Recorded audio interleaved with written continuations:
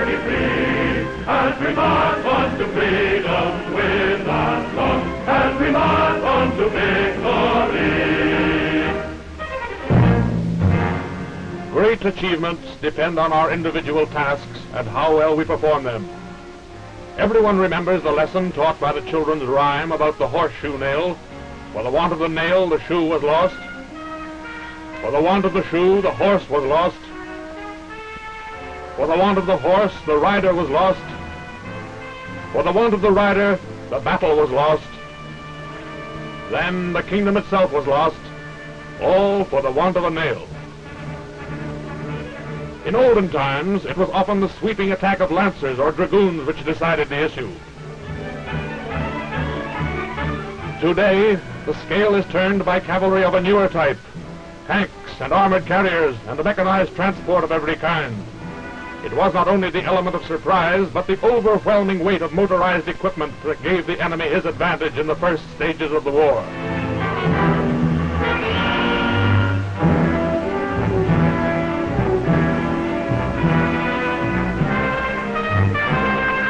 Our leaders at home and abroad were quick to make the issue clear. This, they said, is a new kind of war. Nothing but vast production of equipment will save us. Industry responded. Canadian workmen accepted the challenge.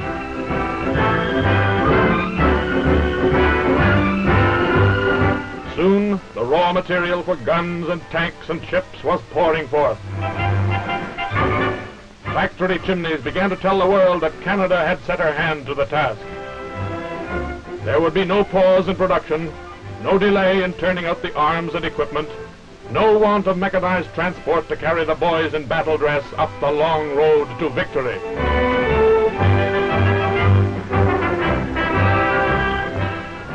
Working late, eh? Yeah, another train load tonight. You're sure smacking them out, eh? And here's a smack for Heine. Men in overalls, men in tin hats, the spirit was the same. Side by side we work and dig, with the turning hammers ring, clapping up steel on steel, and the steel on steel, we work in freedom's name. From the world you hear our marching feet. This time, the craftsmen were really in the front line. So it was not long until Britain's troops all over the empire were being supplied with Canadian equipment. In North Africa, sweeping across the desert at 100 miles a day, were the sturdy trucks and tractors from Canada's motor car factories.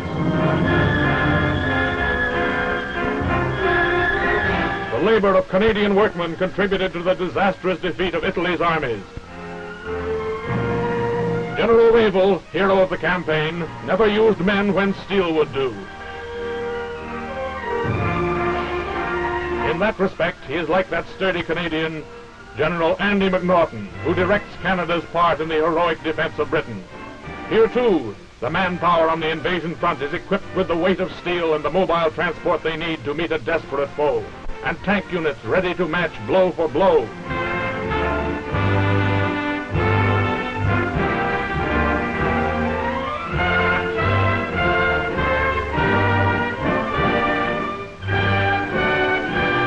Here, too, the products of the skill of the Canadian worker are found, lending strength to Canadian and British fighting men on what is democracy's critical front.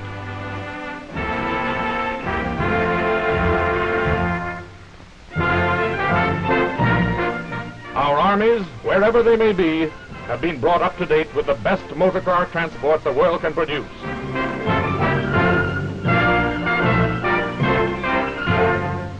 Trucks by the tens of thousands were only the symbol of Canada's will to employ her vast capacity to the limit. Industrial effort was planned on a giant scale. Typical of the program for the manufacture of arms was the making of the famous Bren gun in mass production quantity. Schedules were well ahead even before the outbreak of war, and these were speeded up so that armed forces in Canada and abroad might be equipped with this all-important weapon. Airplane factories, too, expanded overnight. Skilled craftsmen began to turn out ships for training, for patrol, and for battle. arming them with effective weapons and powering them with engines built for speed and long range.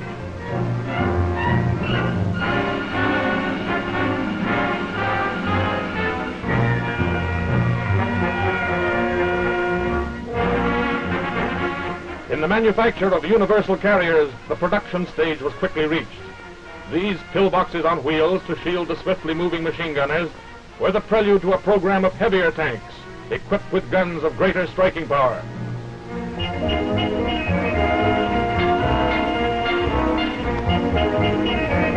For the squadrons of the British and Canadian fleets, the long-range guns began rolling out. Forged and bored and tested by skillful Canadians, they go to arm the heroic men of the Navy. Keels were laid for corvettes and chasers and minesweepers. Soon they were sliding down the ways to lengthen the convoy lines. Leading in all this activity was the automotive worker. Because of its production skill and experience, the motor car industry lost no time in adapting itself to the grim task of war.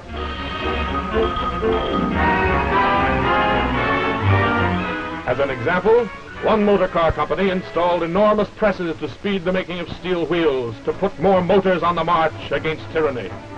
These Hercules twins exert a downward pressure of 1,500 tons each. Resting on 22 feet of concrete, they are capable of shaping 1,000 finished wheels every day.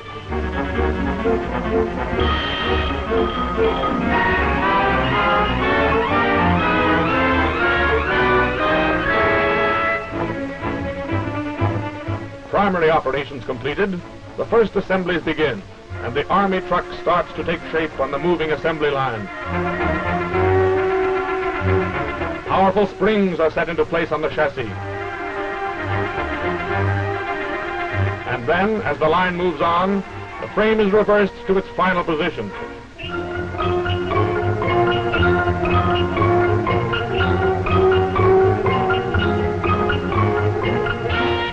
The Husky motor is completed, swung into position, and dropped for mounting.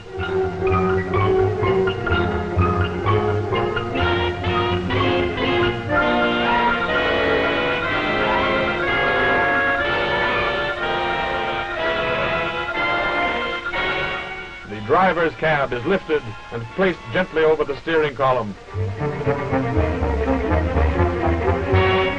And the truck is ready for the rubber. Wheels are soon mounted on the axle drum. A plate gives the truck a permanent identity, and the finished vehicle drives off under its own power. And off the line they come, the load carriers, the service trucks, the gun tractors, each representing not only the combined skill of 8,000 workers in this motor car plant, but product as well of an army of labor reaching tens of thousands in local industries across the Dominion.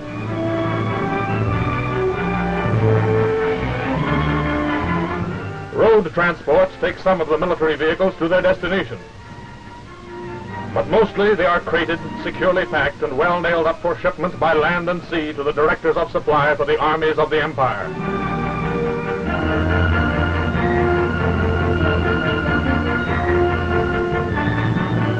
Some are destined for long journeys.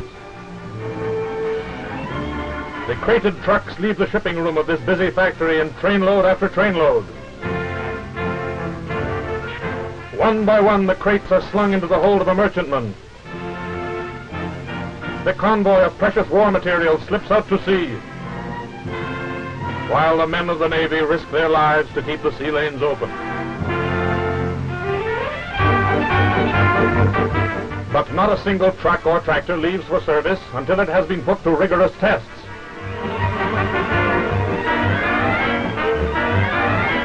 They are exposed to the worst natural conditions to be found. Four-wheel drive takes traction in sand or snow, over hillocks and ditches and up almost unbelievable grades. The trucks must stand the gap.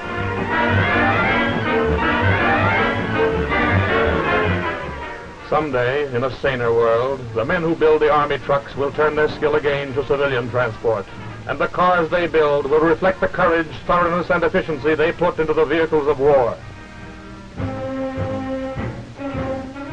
So widespread the resources and so efficient the organization of this motor company that the government's call for a wide variety of war materials was promptly met. For instance, shell fuses, which were at first manufactured in modest quantity, are now being turned out in a veritable stream.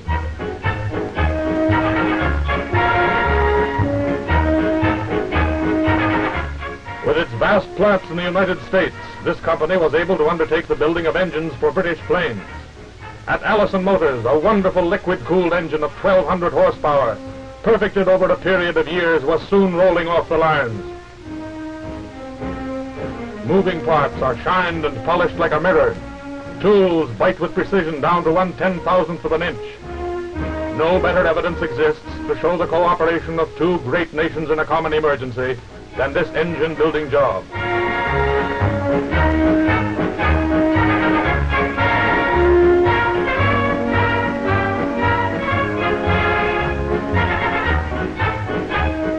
Canadian boys run to their places in cockpit and turret. Some of them to win fame and decorations, as did Billy Bishop and his comrades in World War I.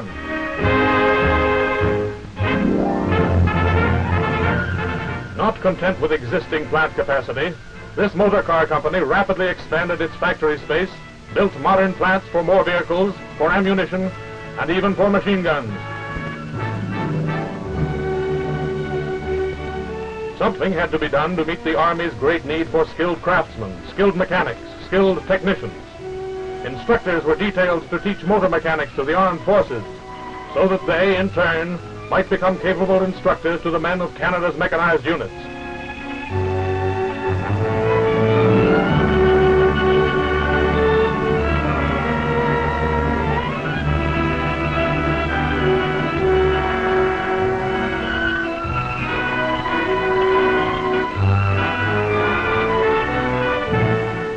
More and more, women began to take an interest in war work. At their request, the company's dealers carried out instruction courses. Result, the Volunteer Auxiliary Drivers Corps. Thousands of young women ready to drive, change a tire, or adjust the carburetor of ambulance or tractor.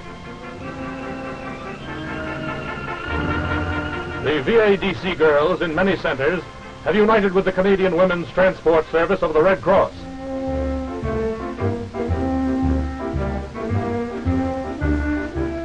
The essential nature of the motor industry is proved again in the transport of material for the Canadian war worker. Day after day, night after night, the highways of Canada rumble with these huge carriers. The determination to see it through inspires the men who drive.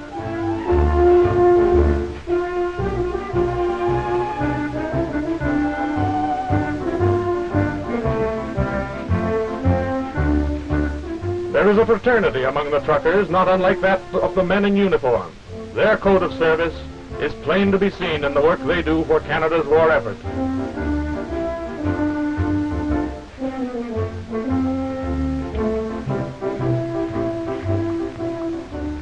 There. Hiya, Steve. Hiya. Where to, Bill? Oh, I'm on the way through to Oshawa. What are you hauling this time? A load of parts for Army trucks. Same here. And how are we rolling them? Well, it's our job, isn't it? What do you have, Bill? Oh, to give me a cup of coffee, Mike? You bet.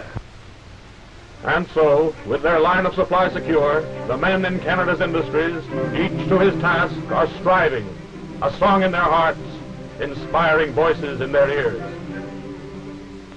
To effect the sure defeat of Hitler and Nazism. They need planes from America. They will get planes. Give us the tools, and we will finish the job.